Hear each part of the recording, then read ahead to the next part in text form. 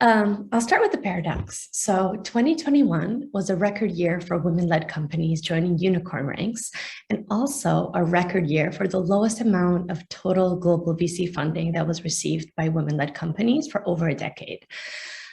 For about a year, I've talked to as many people as I could to try to understand this funding gap. And of all the people that I spoke to, Jessica really stuck out. She's an expert in gender lens investing and has worn many hats. She's an edtech entrepreneur and investor with ample experience originating and structuring debt and equity deals, and also a board member of several global organizations, VC funds, and financial institutions. But once I got to know Jessica better, I was even more impressed by her convening power and really her drive to experiment and get things done. I was so inspired, in fact, that I couldn't wait to introduce her to Chris and let the magic happen. So what's Jessica's next project? Well, what if we could guarantee that we could bridge this gender financing gap for the next generation of female founders and also fund managers? Jessica was recently named the CEO of the 2X Collaborative, a global industry body tasked with doing just this. So over the past 3 years, just to give you a sense, 2X has mobilized over $1 billion of capital and has an ambition to do a lot more. So let me welcome Jessica here so she can share with you what exciting things she's got planned for 2022 and how the Strategy Tools community can directly contribute to this work. Jessica, welcome, and over to you. Thank you so much, Yona, for the warm welcome and the kind introduction. And hi, everybody. It's a great pleasure to see many familiar faces and to get to know those of you that I haven't met before. I'm going to share my screen, so I hope you can see it in a moment.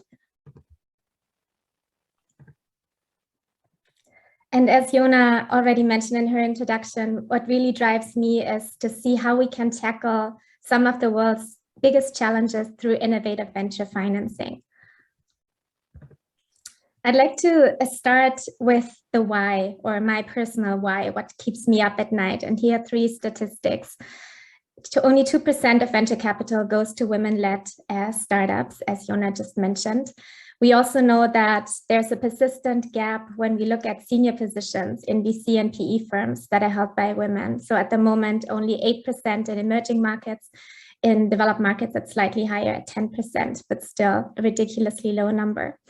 And then even more shockingly, at the current rate of progress, it will take over 2 centuries, so 268 years to close the global economic gender gap. At the same time, I see a tremendous opportunity. So here are 4 stats that should keep investors up at night. And that is companies founded by women deliver twice as much revenue per dollar invested. Gender balanced leadership teams in private equity generate a 20% higher net IRR. Closing the gender gap in employment could contribute $28 trillion to global GDP every year if women had the same opportunities that men have today. And also looking at products and services, so at the purchasing power, women already control $40 trillion of global consumer spending. So again, an enormous market potential. The 2X secret sauce is to shift capital towards women's economic empowerment at scale by looking at actual investment capital. And here you can see a little bit of the convenings, which looking at this now kind of reminds me of some of the convenings that Chris is organizing as well. So we're a global community of investors that are innovating to move the needle on gender lens investing. Our journey started at the G7 summit in 2018, where we made a $3 billion commitment to say and if I say we, sorry, at that time I was part of one of the G7 development finance institutions, DEG, as Vice President for Private Equity and Venture Capital. So the development finance institution of the G7 countries came together and made this joint commitment to look at our core business of how we allocate capital and to make sure that at least 3 billion of that would go towards businesses that are gender smart or that have a gender lens. And so our CEOs went on stage. Nobody really knew at that time what it actually means to invest in gender smart businesses. But we said, okay, let's go on this journey. Let's make a big announcement and see how the industry reacts. what happened next was we developed a bunch of criteria of what this actually means. So the 2X criteria came to life, looking at these opportunities that I just mentioned around entrepreneurship, leadership, employment, consumption, so products and services, and also investments through financial intermediaries like private equity and venture capital funds.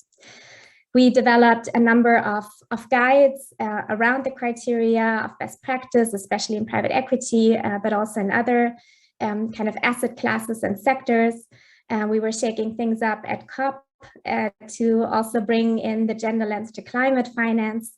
And by that, really brought together the industry relatively quickly to create a global industry standard for gender lens investing.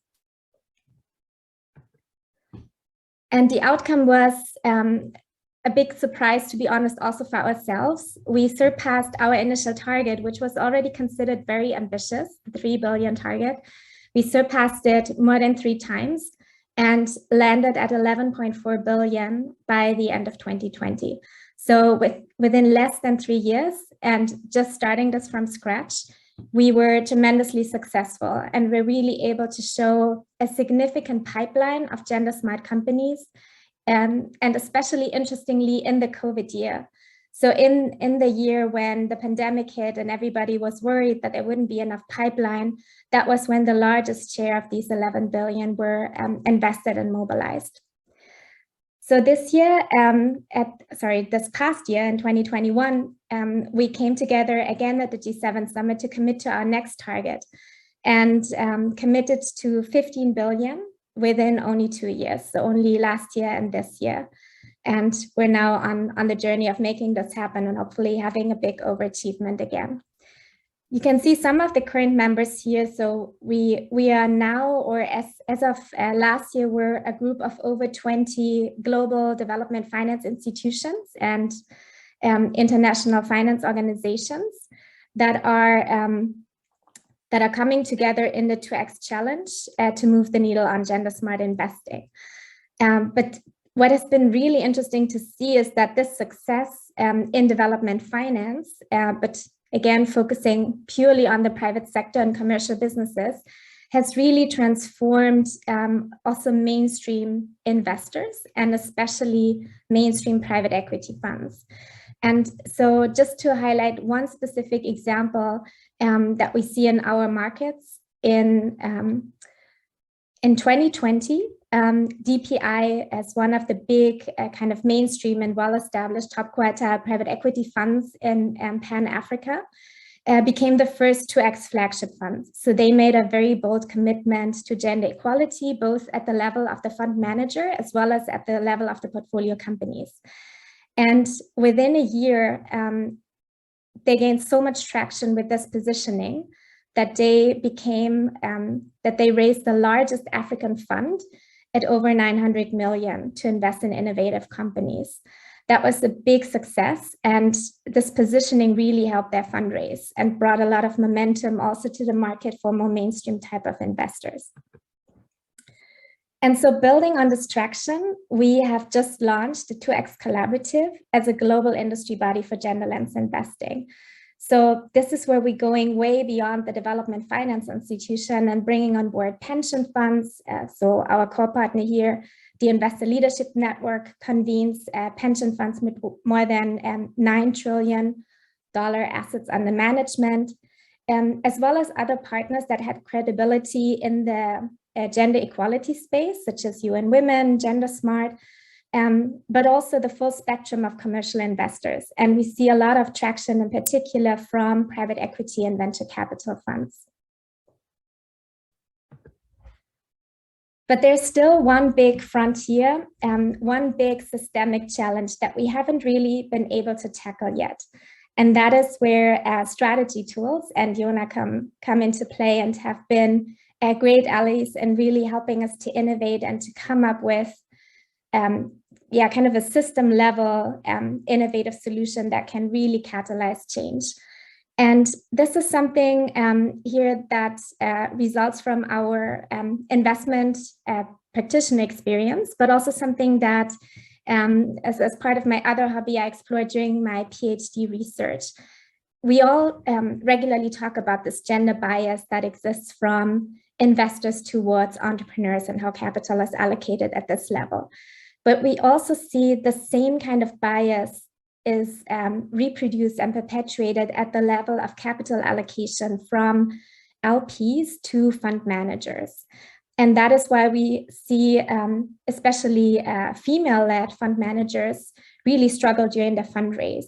And a lot of this is not possible to explain just by strategy or positioning, but there seems to be other kind of gender bias dynamics at play. At the same time, as Jona pointed out in her introduction, we see an enormous market opportunity, because if we can crack this challenge, there's massive ripple effects that can help us unlock capital at scale for underrepresented founders and gender smart businesses. So we really wanted to find a solution to the systemic challenge at a global level. So we brought in strategy tools and Jona and ran a design sprint. And it was actually more than a design sprint. We had over 120 practitioners from across emerging markets. And they came together and built a solution that in the end turned out to be a facility to build the market for gender smart fund managers. Here you can see some of the kind of the hardcore team and the mirror boards where we developed the solution and collaborated. And the facility has three basic pieces. So one is to ignite, to keep the lights open, to build a global community for peer learning and bespoke capacity building. Then to catalyze with warehousing capital to help fund managers make deals and demonstrate track record even before they reach first close. And then third, to provide anchor investments and to provide access to LPs and have this matchmaking mechanism that basically accelerates the journey to first close and brings about the next generation of gender smart fund managers globally. So our goal is to have 5 regions, 100 female-led fund managers, and 1,000 gender smart enterprises across all of these emerging market regions. What will keep me up at night this month? Of course, this. So thank you so much for your attention, and I'm really excited about this new simulation and look forward to working with all of you on the mirror board soon.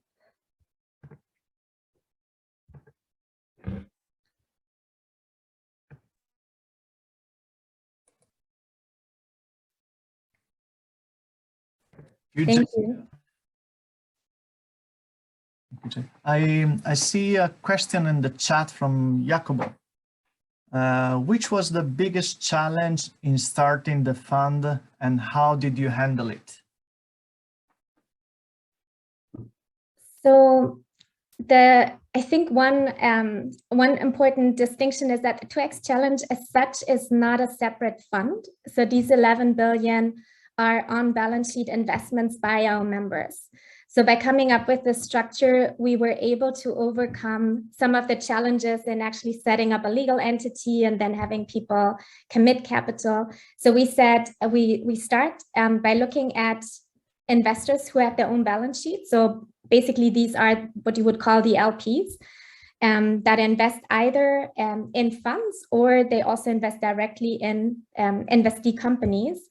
And they would report to the 2X challenge all of the investments that meet the 2X criteria. And at the 2X level, we have basically a committee that reviews the investments to make sure they're credible and they actually meet the gender lens investing criteria and threshold. But then they are not brought into a separate legal entity. And the beauty of this is that you can really transform the investor culture of the different LPs and then the GPs that they invest in, rather than having, kind of like a siloed facility. So that's with the 2X challenge. With 2X Ignite, this facility is a different ballgame. And I think this is where we're starting now to see that the pleasure of fundraising and how hard it actually is if you're creating a separate facility. And have to, then it's like this chicken and egg, who brings in capital first. and who else is on board. Whereas with the 2X challenge, it was more like a positive competition. Everybody wanted to be the first because it was in your own core business. And so it was kind of a race to who can, contribute more billions, which was quite nice. Thank you. I think we have time for another question. I think this comes from Scott. What do you see as the next breakthrough steps and milestone on addressing this challenge? So I think there are two major levers that I see. One is to transform the established fund management firms, so established PE firms and VC firms. And interestingly, we thought that was the hardest nut to crack, but interestingly, there's a lot of traction. So we do see, of course, if you look at the statistics at a global level, change is incredibly slow. But especially since we launched this 2X flagship fund strategy, there is now global competition for this status. And it's kind of, again, not a race to the bottom, but kind of like a race to the top, like of who's more ambitious, who's getting attraction in the Financial Times and so on.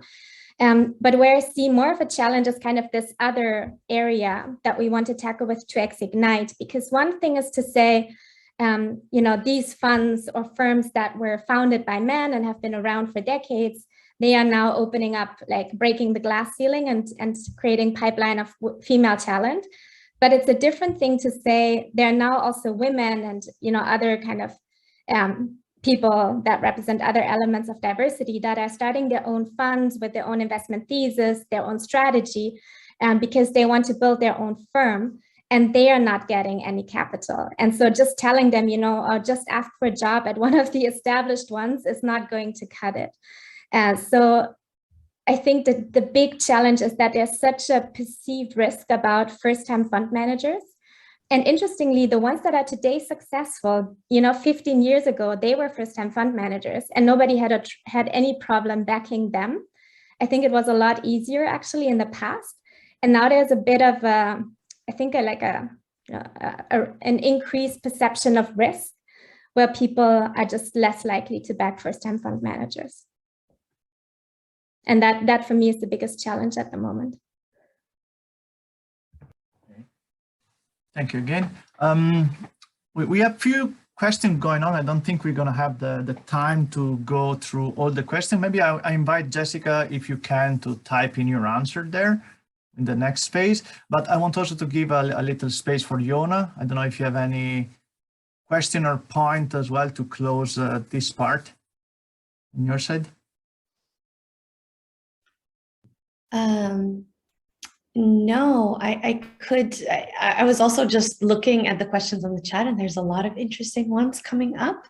One that's quite interesting. I'd invite Jessica also to comment a little bit on the question by James from Mauritius in South Africa. And this is a topic that I'm also interested in terms of the biggest drop off. Is it that there so few early stage founders, or is it when female founders try to scale and get discouraged?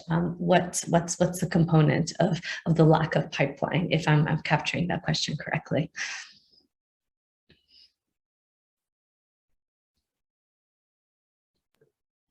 Sorry, I'm still reading the question.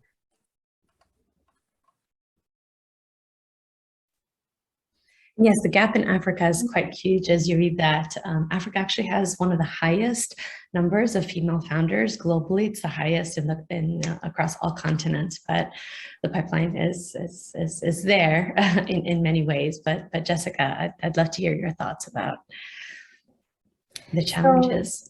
So one of the big challenges that I see in Africa is that although everybody talks about SMEs and the importance of SMEs, at least the development finance institutions that have a big signaling effect have been moving towards, kind of larger corporates. So I think the VC space in general is very underfunded. And then also, if you look at the PE funds, like DPI raising 900 million, I mean, it's great, but what does it tell you about the underlying ticket size and the type of businesses? This is like growth stage. I think there's just very little funding for, for anything before Series C.